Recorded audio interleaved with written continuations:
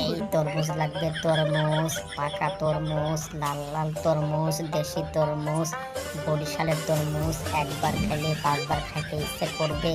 এই তরমুজ রসে ভরপুর, অনেক মিষ্টি। নিয়ে যান ভাই, নিয়ে যান, তরমুজ নিয়ে যান। এই লেবু নিয়ে যান ভাই, লেবু, একদম দেশি লেবু, কাগজি লেবু ভাই, নিয়ে যান, অনেক রসে ভরপুর। এই লেবু নিয়ে আপনারা শরবত বানা খান। এই গরমে শরবত বানানোর জন্য একমাত্র কাগজি লেবু যথেষ্ট ভাই। নিয়ে যান ভাই, নিয়ে যান। এই পেয়ারা ছিল ভাই, পেয়ারা, একদম বড় বড় পেয়ারা, অনেক সুস্বাদু পেয়ারা, ভিটামিন সি সমৃদ্ধ পেয়ারা। লিয়ে যান ভাই, লিয়ে যান। একবার খাইলে আপনার 5 বার খাইতে ইচ্ছে করবে।